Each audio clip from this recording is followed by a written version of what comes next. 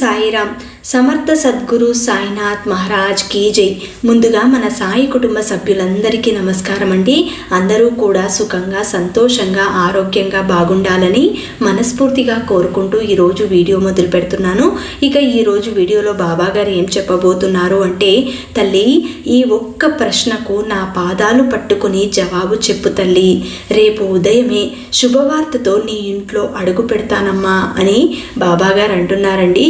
ఈరోజు బుధవారం రోజున చాలా చక్కటి ప్రశ్నను మనకు బాబా గారు అందిస్తున్నారండి.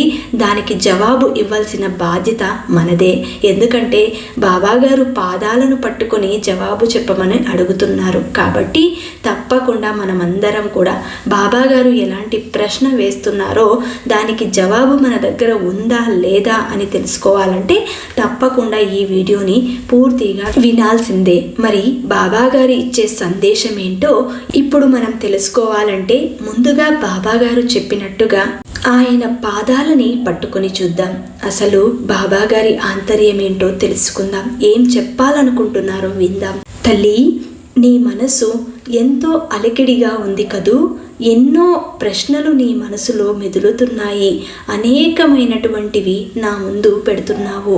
అయినా సరే నీ బాధలు మాత్రం తీరటం లేదు అని ఎంతగానో కుమిలిపోతున్నావు. తల్లి, ఒక్క మాట గుర్తుపెట్టుకో.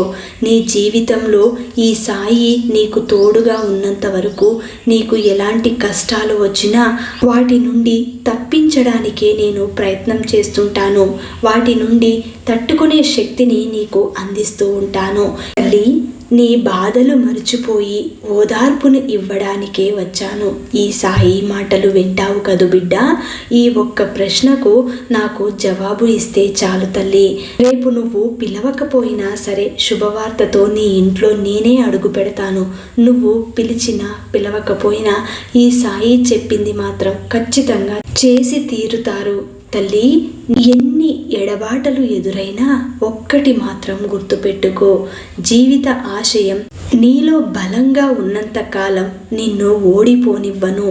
ఎప్పుడైతే ఇది నా వల్ల కాదు బాబా అని అంటావో ఆ క్షణం నిన్ను పైకి లేపడానికి ఈ సాయి చెయ్యి పట్టుకుని ఆతృతగా ఉంటాడమ్మా. ఎప్పుడైనా సరే నీ ఆశయం నువ్వు గుర్తుపెట్టుకో. నీ జీవితంలో ఎప్పుడూ లేని సంతోషం ఇప్పుడు నేను ఇవ్వబోతున్నాను. నీ కోరిక తీర్చడానికి స్వయాన నేనే వచ్చాను. ఈ సాయిని ఆదరించు తల్లి. నువ్వు కోరుకున్న విధంగానే ఈ గురువారం నాడు నీ కోరిక తీర్చడానికి నేనే స్వయంగా రేపటి రోజున శుభవార్తతో నీ ఇంట్లో అడుగు పెడతాను. జీవితంలో ఏది అనుకున్నా కూడా సక్రమంగా జరిగిపోతాయి. ఇక కష్టాలన్నీ కూడా మరిచిపో. ఇప్పటి నుండి ఆగిపోయిన పనులన్నీ కూడా ఇక మొదలుపెట్టు. నీకు అన్నింటిలోనూ విజయాలు నేను కలిగిస్తాను. నా దర్శనం కోసం ఎన్నో రోజులుగా ప్రతి క్షణం ఆరాధిస్తున్నావు. నా దగ్గరకు రావాలని నా బిడ్డ కోరుకుంటుంది. నా కోసమే ఎదురు చూస్తుంది. ఎన్నో రోజులుగా నా మీద నమ్మకంతో పూజలు చేసుకుంటుంది. ప్రతి కష్టాన్ని ప్రతి పూజలో కూడా పంచుకుంటుంది. అయినా సరే మరి బాబా ఎందుకు మౌనంగా ఉన్నారు? నేను అడిగిన వాటికి నాకు ఇంకా సమాధానం ఇవ్వటం లేదు అని నీ మనసు ప్రశ్నిస్తుంది. దానికి ఒక్కటే సమాధానం. ఒక్కసారి నా కళ్ళల్లోకి చూడు తల్లి. కూర్చున్న చోటు నుండే నా వైపు ఒక్కసారి తిరిగి చూడు. నేనేం చెప్తానో నా కళ్ళల్లో నీకు సమాధానం కనిపిస్తుంది. నేనేదైనా సరే నా బిడ్డల భవిష్యత్తు బాగుండాలనే ఏదైనా చేస్తాను. అది నీకు అర్థం కావటం లేదు. ఇప్పుడు కష్టం వచ్చింది కదా అని మౌనంగా కూర్చుని ఏడుస్తే ఎలాంటి ప్రయోజనం లేదు. జీవితంలో నీ ఎదుగుదల ఇక్కడే ఆగిపోతుంది. ఎప్పుడైతే నువ్వు నీ కష్టాన్ని ఎదిరించి పోరాడి గెలవగలవో అప్పుడు నీకు నీ గమ్యం అనేది నీకు కనబడుతుంది. నీ దారిలో ఎలాంటి అడ్డంకులు వచ్చినా కూడా అవన్నీ నువ్వు త్రొక్కుకుంటూ వెళ్ళిపోతావు. వాటి నుండి నీకు ఎలాంటి ఆపద కలగదు. ఎందుకంటే ఆ అడ్డంకులన్నీ తొలగించడానికి నీకంటే ముందుగా నీ సాయి వెళుతూ ఉన్నాడు. అదే మార్గంలో నడుస్తున్నాడు. నీ గమ్యానికి చేరుకోవాలంటే ముందు నీ దైవం, నీ గురువు చేరుకోవాలి. అక్కడికి చేరుకున్న తర్వాత అక్కడి నుండి నేను చూస్తూ ఉంటాను. నా బిడ్డ ఎక్కడైనా తప్పటడుగులు వేస్తుందా లేదా చక్కగా ఇదే దారిలో నడుస్తుందా అని అక్కడ కూర్చుని అక్కడి నుండి చూస్తూ ఉంటాను.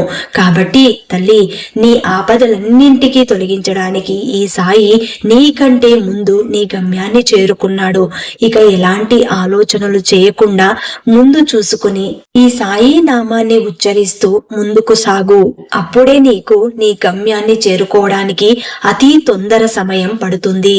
వెంటనే నీ జీవితంలో సంతోషం కూడా మొదలవుతుంది.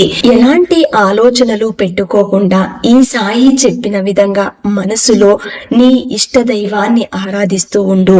ఈ రోజు నా మీద నమ్మకంతో నేను అడిగే ప్రశ్నకు సమాధానం ఇవ్వడానికి నా పాదాలను పట్టుకున్నావు. అందుకే నీ కోరిక తీరడానికి ఈ ఉపాయం అందిస్తున్నాను.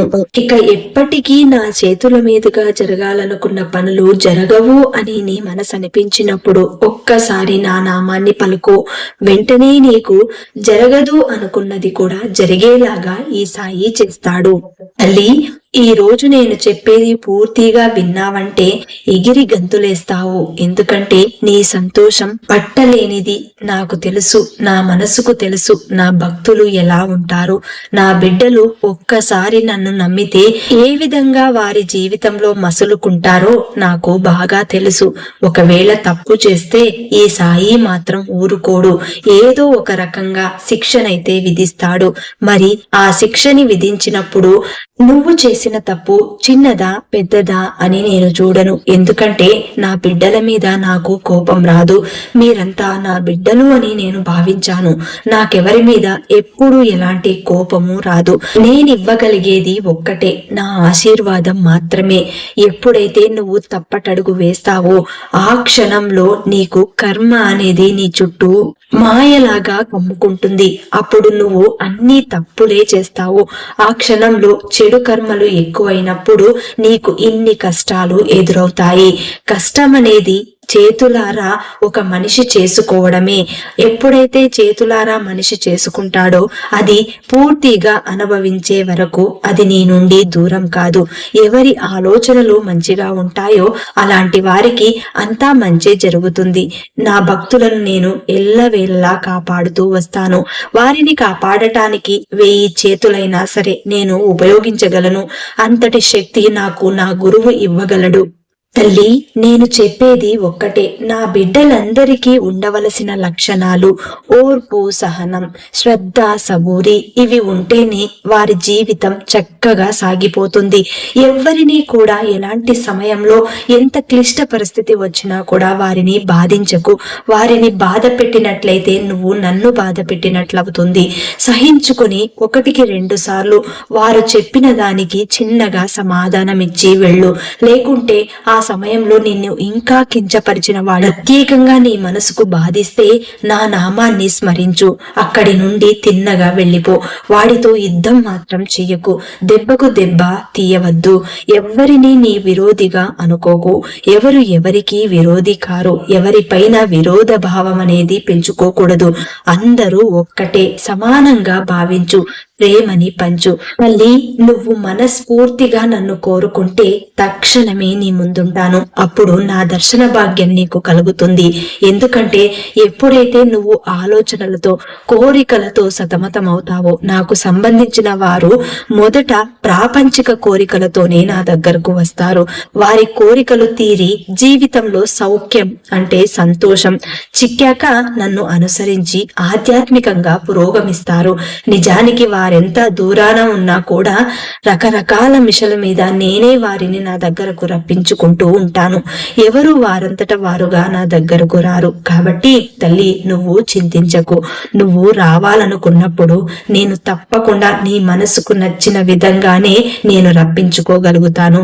నా దర్శనం కోసం నువ్వు పరితపిస్తున్నావు. అందుకే నీకు సమయం దగ్గర పడింది. నీ జీవితంలో సంతోషం రాబోతుంది. అప్పుడు నువ్వు ఈ బాబాని తలుచుకుంటావు. నువ్వు చెప్పిన విధంగానే జరిగింది బాబా అంటావు చూడు. భగవంతుడే సర్వాధికారి, ఇతరులెవ్వరూ మనలను కాపాడేవారు కాదు. ఎందుకంటే భగవంతుని మార్గం అంతు చిక్కనది, సామాన్యం కానిది, మిక్కిలి ఎంతో విలువైనది. కనుక నువ్వు ఎలాంటి క్లిష్ట పరిస్థితుల్లో ఉన్నా ఆ భగవంతుని మార్గాన్ని నువ్వు చేరుకోలేవు. తద్వారా నీ జీవితం సుఖంగా సౌఖ్యంగా సాగిపోవాలి అంటే ముక్తి మార్గం ఎంచుకోవాలి. అలాంటి ముక్తి మార్గం నీకు దక్కాలి అంటే నువ్వు ఎంతో నైపుణ్యంతో ఆ దైవ చింతనలో లీనమై ఉండాలి. అప్పుడే నీకు ఆ దారి దొరుకుతుంది. దైవ అనుగ్రహం ఉండగలిగితేనే, దయ ఉంటేనే నీకు అలాంటి సంఘటనలు నీ జీవితంలో జరుగుతాయి. నువ్వు నా దర్శన భాగ్యం కోసమే పరితపిస్తూ ఉన్నట్లయితే ఈ బాబా చెప్పిన మాటలు నువ్వు తప్పకుండా తూచా తప్పక పాటించాలి. సద్గ్రంథాలను పారాయణం చేస్తూ ఉండాలి. ఎప్పుడు సాయి నామమే ఉచ్చరిస్తూ ఉండాలి. ఎంతటి కష్టం వచ్చినా ఈ సాయిని తలుచుకో, తక్షణమే నీ ముందు ఒక పిట్టలాగా వాలిపోతాను. గ్రంథాలను అభ్యసించి ఆచరణలో పెట్టగలిగితే నీకు ఈ సాయి నివాసం ఎలా ఉండేదో, ఈ సాయి బ్రతుకు ఎలా ఉండేదో నీకు అర్థమవుతుంది. సాయి లీలలను తెలుసుకో, నీ జీవిత విధానమే మార్చుకో. ఇంకా చెప్పాలంటే ఎప్పుడైతే నువ్వు సద్గ్రంథాలు పారాయణం చేస్తావో ఆ సమయంలో నువ్వు నాతోనే ఉన్నట్టు, నాకు సేవలు చేస్తున్నట్టు అనిపిస్తుంది. నువ్వు నా ప్రక్కనే ఉన్నట్టు అనిపిస్తుంది. ఎప్పుడైతే నా బిడ్డలు పారాయణం మొదలు పెడతారో ఆ సమయంలో ఆ పారాయణం పూర్తి అయ్యే వరకు వారి ప్రక్కనే కూర్చుని ఆలకిస్తాను. నా గురువు ఎంత తన్మయంగా చూస్తూ వారిని నిండు హృదయంతో సేవిస్తాడో అంతే విధిగా నా బిడ్డలను నేను కూడా సేవించుకుంటాను.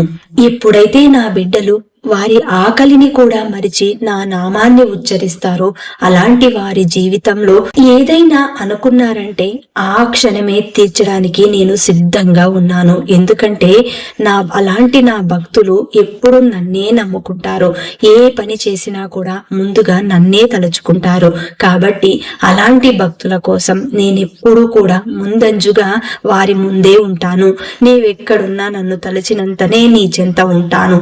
గురువు యొక్క కృపా దృష్టే భక్తునికి అన్న పానీయాలు అన్నది నిజం. అన్నీ నావే, అందరికీ ఇన్ని ఇచ్చేది నేనే. సాయి అన్న నామం ఎంతో తీయగా ఉంటుంది.